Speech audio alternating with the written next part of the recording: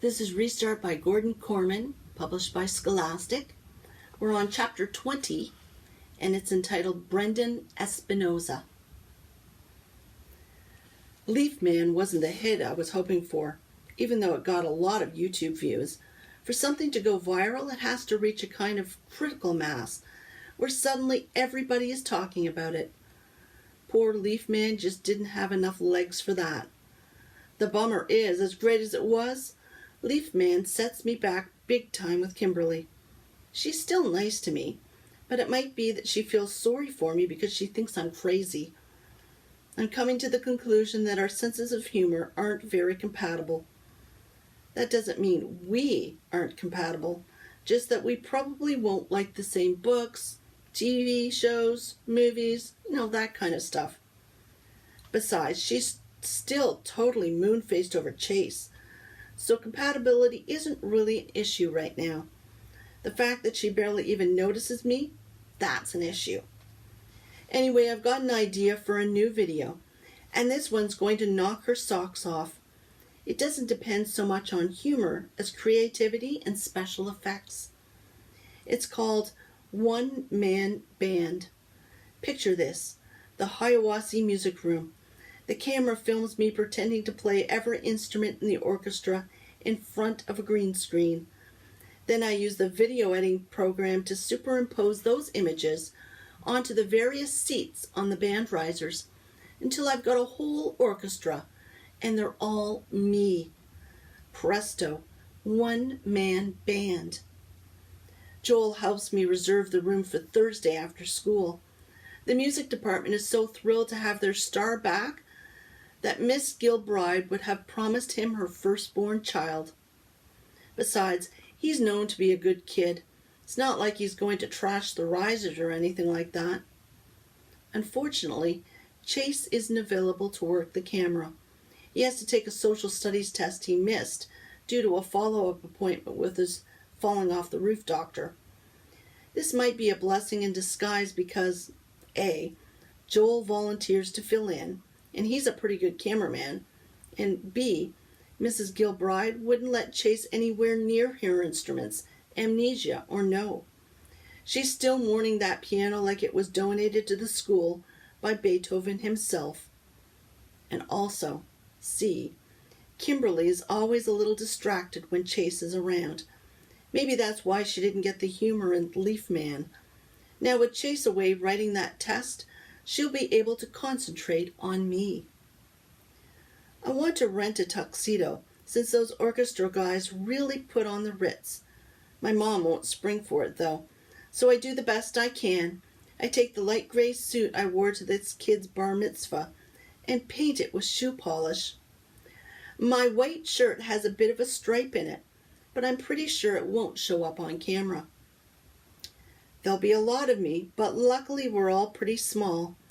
I'll borrow a bow tie from my dad to make the whole ensemble more tux-like. When I come out of the bathroom all dressed up, Kimberly wrinkled her nose, a very cute look for her, by the way. Dude, you stink. What did you do, take a bath in magic marker? It's shoe polish, I explain. It's not me, it's my clothes. I had to improvise the formal wear. Why can't you wear normal clothes? Because an orchestra dresses fancy. But you're not in an orchestra. Well, if she doesn't pay any attention to me, it shouldn't come as a surprise that she doesn't read my texts either. On the way to the music room, I get her up to speed on one-man band. Her comment is, "You're dripping black gunk on the floor." Really? Uh-oh. There's a trail of shoe polish splatters all the way down the hallway. Too late to worry about that now. Once the video is in the can, I'll do my best to clean up after myself.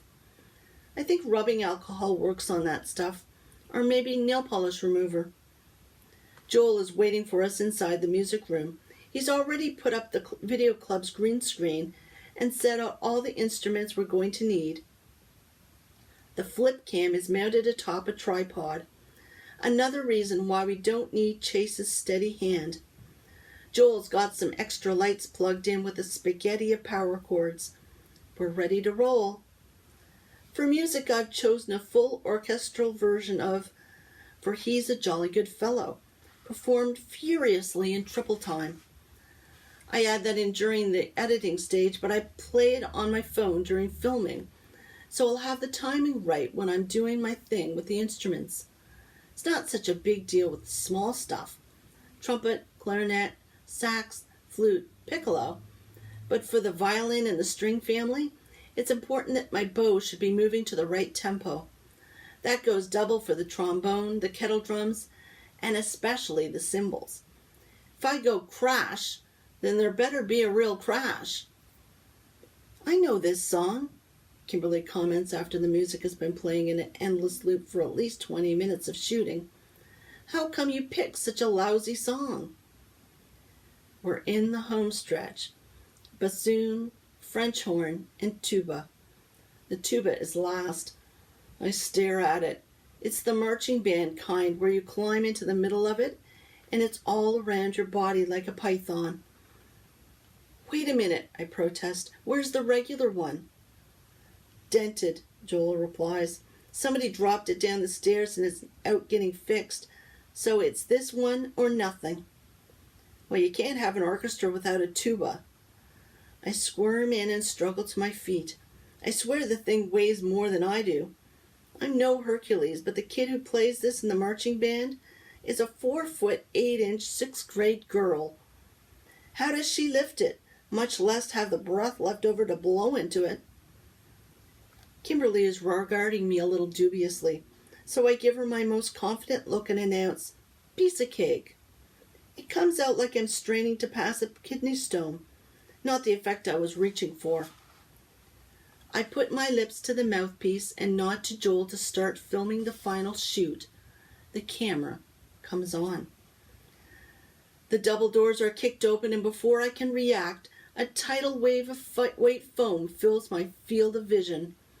It hits me full in the face. It wouldn't normally be enough to knock me over, but with a heavy tuba bell suspended above my head, I overbalance and go down like a stone. There's a loud clang as the brass of the instrument strikes the metal edge of the riser. I hear a gasp of horror from Joel, and soon I understand why. When I roll out of the stream of foam, still wrapped in the tuba, I see Aaron Hakeman and Bear Bratsky, each armed with one of the school's big silver fire extinguishers, spraying down the room and everything and everybody in it. Go away, Joel pleads in a quavering voice. Aaron laughs a nasty laugh. Well, if it isn't the loser, I don't think we ever welcomed you back to school. How rude of us. Welcome home, loser, bellows Bear, and blasts a jet of foam covering Joel from head to toe. I turn to Kimberly, who's standing there and, of all things, giggling. At long last, the girl has found something funny in one of my videos. She thinks it's part of the plan and doesn't even notice we're under attack. Go get help, I bark at her. Yeah, get help, snorts Bear. Why don't you call your friend Chase? That makes sense to me. He's the only one with half a chance of taking on these two. Get Chase, I yell at Kimberly. Aaron laughs cruelly. And you're supposed to be smart. Who do you figure sent us here, genius? You think Chase doesn't remember the loser who got him put on community service? Bear adds. Go, I shout. He's in Mr. Solomon's room. A blast of foam silences me and I go down again, still encircled by the tuba. Now my arms are pinned at my sides and I can barely move. Not that I'd be much help standing up to those two Neanderthals. And if I'm upset, I can only imagine what must be going on in Joel's mind. After everything he's been through, he comes home only to find that it's starting all over again. Kimberly bolts past the two attackers and out the door. They make no move to stop her. The focus is on me and mostly on Joel. Hey, check out all these instruments, Bear snickers, as if the band room is the last place anyone might expect to find such things. You think if I practice hard, I could become a musician like the great Joel Weber? He delivers a solid boot to the French horn, which skitters across the floor, kicking up a spray from the melting foam that covers half the room. Please don't touch the instruments, Joel whimpers. I promised Miss Gilbride I'd be responsible for everything. Well, that does it. Once those two idiots see how to get a rise out of Joel, they're off to the races, throwing flutes like mini javelins and frisbeeing cymbals all around them. They roll trumpets and trombones into the slop and send violins floating on top of it. A kettle drum is upended. Music stands are hurtled in all directions. Sheet music is scattered like autumn leaves. Still stuck in the tube, I try to scramble toward Aaron and Bear. I slip on wet paper and hit the floor with another clang. Joel has Aaron by the shoulder and is trying to pull him away from the instruments, but Aaron laughs and shakes him off. Suddenly, Chase barrels into the room, Kimberly hot on his heels. What's going on? He bellows. Dude, what took you so long? Aaron crows in unholy glee. We had to send the chick to get you. This is your best idea yet, adds Bear. He hefts his fire extinguisher and hands it to Chase. It's all yours, maestro. Chase looks totally blown away. I can't read his expression. Shocked or something else? It's your plan, Aaron reminds him. Bring it home. Chase is a statue, eyes wide. Bear gets impatient. Okay, I'll do it for you. He tries to take back the extinguisher, but Chase tightens his grip and holds on. There's a vicious tug-of-war for the extinguisher. With a mighty yank, Chase wrenches it out of Bear's grasp.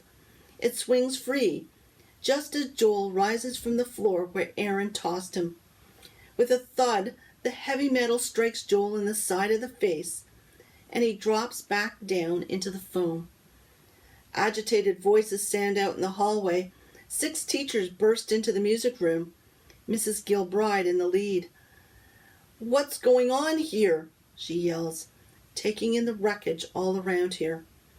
Where's Joel Weber? With a groan, Joel sits up. The foam on his face can't disguise the fact that his left eye is already turning black and blue. That's when it hits me how this must seem to the teachers. The music room is a disaster area. Instruments, music stands, books, and papers are strewn everywhere. The whole place buried in foam. The school's 3 most notorious bullies are right there. One of them, Chase, still wields a fire extinguisher. And their number 1 target, Joel, is down on the floor with a rapidly swelling face, obviously the victim of an assault. It isn't what it looks like, I gasp, and then bite my tongue. What if it's exactly what it looks like? The idea to send for Chase came from Aaron and Bear. Was that the plan all along? And was Chase the ringleader, just like these guys said? The teachers don't pay any attention to me. Their job is diffusing the crisis. Mrs. Gilbride rushes Joel to see the nurse, and the other staff members match Aaron, Bear, and Chase. Off to the principal's office. Kimberly follows. Even now, her only concern is Chase. As quickly as that, I'm all alone, still trapped in the marching band's tuba. With a heavy sigh, I struggle up and try to shake myself out of the brass tentacles of this thing. It moves maybe an inch. I'm going to be here all night. As I continue to wiggle and squirm, dripping gray, frothy shoe polish into the foam, I reflect that the worst part of this isn't being stuck in a tuba. It isn't that one-man band is never going to happen. It's the sad fact that Kimberly could leave me in such a terrible state just because Chase is in trouble. And as soon as I think that, I realize that the real worm around here has to be me. Wormier even than Aaron and Bear.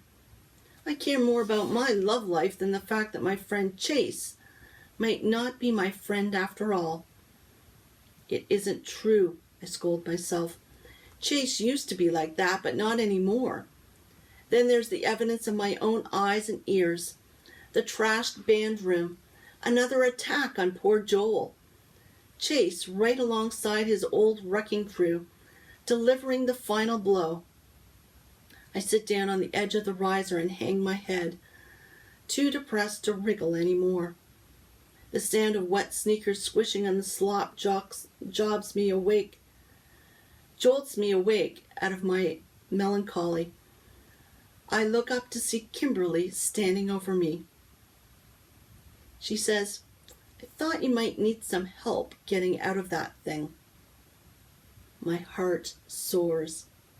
Hope